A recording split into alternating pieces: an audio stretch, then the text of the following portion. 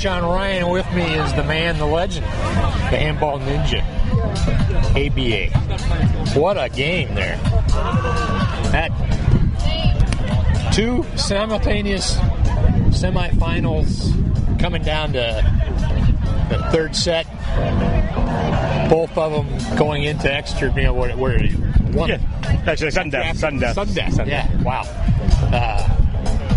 Thoughts on this tournament? You got four teams so competitive with each other. Yeah, we knew it was going to be tough. Once we got into the crossover, the collective skill level of the sport has risen significantly since my first one in 2016. The team that we just played, LABHC, that's the younger half of our national team pool.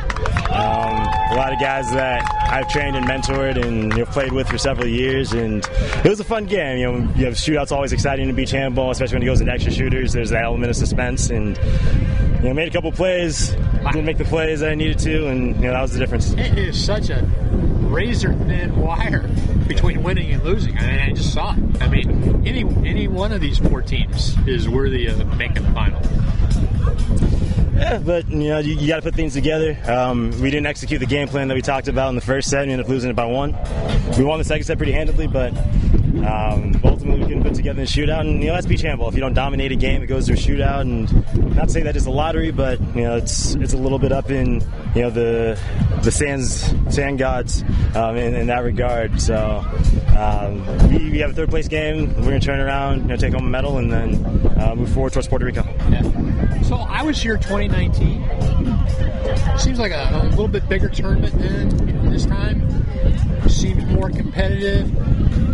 I see the sport growing in the U.S. I see it growing worldwide. You're pretty well traveled. Are you seeing the same thing?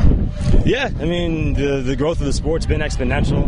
When we started in 2016, there were a lot of countries, France, Germany, they had traditional indoor handball powerhouses that just weren't investing in beach. And over the past several years, particularly with the inclusion of beach handball in the Youth Olympic Games, there's been a huge youth movement. And there's a new generation of kids growing up playing beach handball since they were kids, and they're technically doing things that maybe beyond even what the senior national team guys are doing, who are primarily consisting of guys who transitioned into beach in their later 20s. That's like the current generation of guys, but there's this new generation coming up that grew up with beach handball as kids, and they're super exciting to watch. And we hope to be in LA 2028.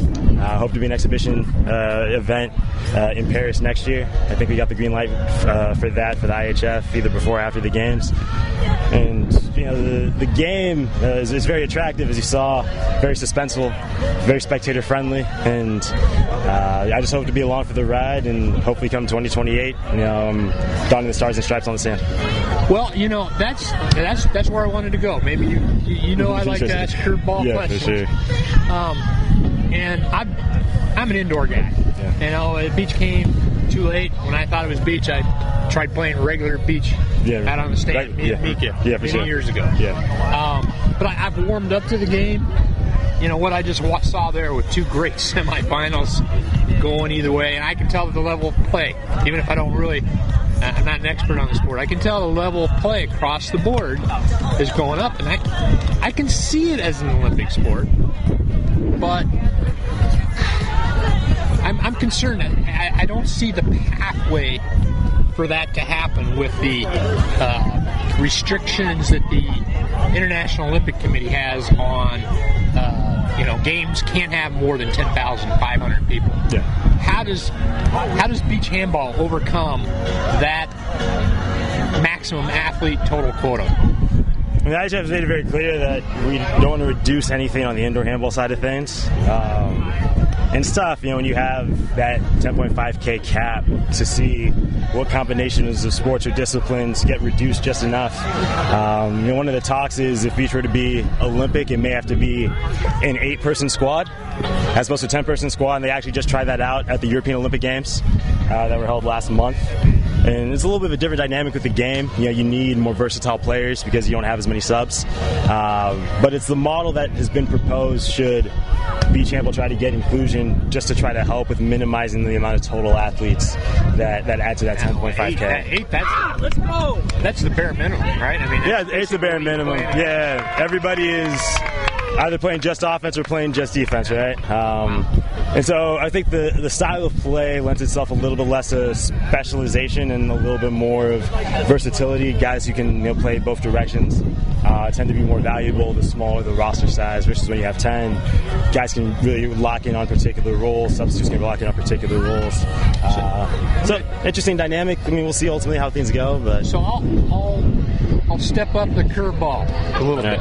Sure. Okay, you're now a member of the board of directors as the beach handball rep, athlete rep, and I'm not. I know the IHF doesn't want to forego indoor handball for beach handball, but I could make a business case that the United States, maybe also Australia if you want to think 2032,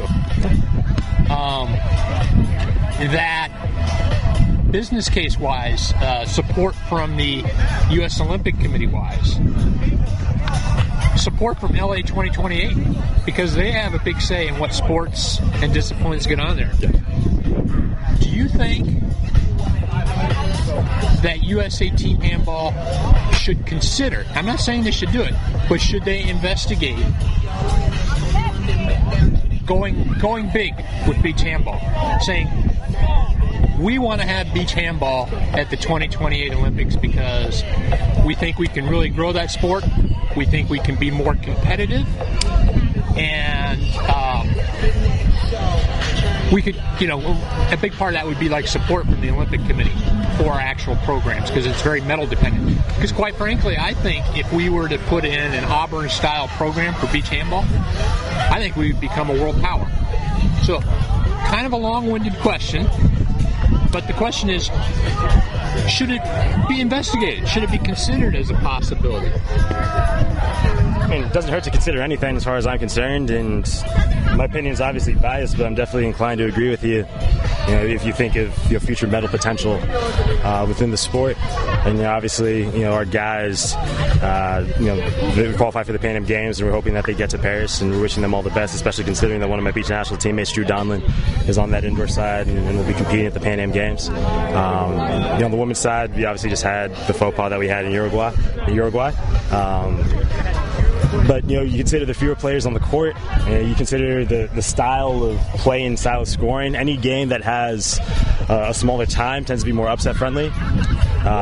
With 60 minutes in indoor handball, that tends to be more of a law of averages sport. You may have an underdog or undersided squad make a run here or there, but over 60 minutes, better teams generally win. The beach handball side of things, with it being 2 10-minute sets, and not take anything away from the guys at LABHC, but I think our semifinal is a quintessential example of you win one set by 1 point, and then the other set, even if you get outplayed and then it goes to a shootout, you can lose the collective aggregate score and still win the game as a whole, like you just witnessed in that semifinal. And I think that makes the medal potential for a smaller-sided handball nation like the United States. You mentioned Australia. Australia made it to the quarterfinals of the Antioch World Beach Games, right? And they, on the indoor side, haven't had much of a tradition. They struggle to qualify out of Asia, Oceania, right?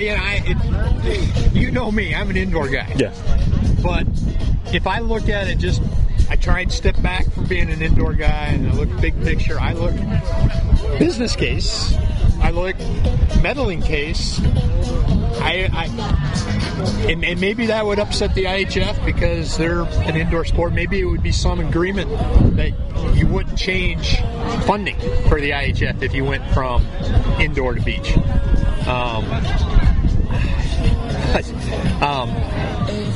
I think the question should be asked and answered. I 100% agree, and our hope, when we started this, and a little bit after our men's national team in 2016 played, we got the bid to host 2018 Pan Ams locally, as well as the 2019 Antioch World Beach Games, the inaugural one. And so we were hoping that being able to broadcast our team, who had just won the 2016 Pan American Championship and had already been competitive in a short amount of time on the global stage, that the sport was attractive enough and worthy of Olympic attention. And a couple things didn't necessarily drop our way. Kind of dropped the ball at the World Beach Games against Qatar, and then we made the effort to qualify for the second edition in Bali, and just last-second political dealing, and we end up losing our right to compete at that. But we'll keep pushing forward. The crew of guys that you see here are just guys who love the sport, and we're grateful to have had the opportunity to have traveled all over the world for it. Our men's national team, we've had the opportunity to qualify for 6 world tournaments in beach handball since we started this program in 2015. We've qualified for 5. We only missed out on the 2017 World Games in Poland. And we average 3 different countries a year, and I think the guys that you see are guys who just appreciate the opportunity. Basically with no real funding support. Yeah, it's just been guys who've fallen in love with the game. When we started, it was guys who had indoor experience like myself, but the majority of the guys that play for us now have just gotten into beach handball independently of indoor handball.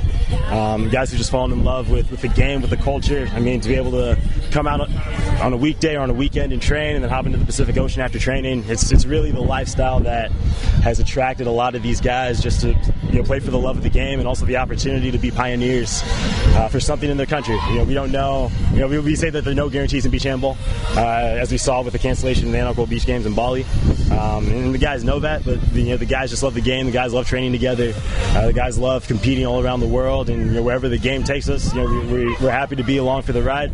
Obviously, we hope that it takes us to the Olympics, but even if it doesn't, we played in Handball Beach Games, World Games, these different multi-sport international events that we have an athlete village, and I imagine the vibe is very similar to what you have at the Olympics, maybe just a little less mainstream. So. Yeah. Well, once again, I'll reiterate, I'm not saying it should be done or it must be done.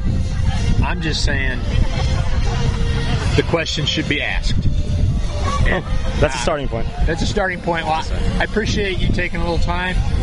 Sorry you're not playing in the final, but that's a sign of growth of the sport that we got so many good teams here. Yeah, 100%. It obviously stings to lose a game, but the squad I just faced, those are all guys that I mentored from the start of their career.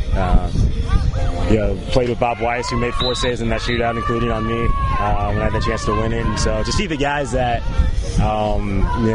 you trained and you mentored from when they got invited into the national team pool, and to see them ball out, it's testament to what I've done as a coach, as a leader, as a mentor. Obviously, it sucks to lose, and we're competitive guys. But if you're losing to the guys that you taught how to beat you, it's a testament to at least what you're doing as a leader. So it cushions the blow a little bit. A little bit, not a lot, but a little bit. Well, all right, Ebiye, thanks for taking a little time. Yeah, for sure, John. And we'll catch you later. Take care, John.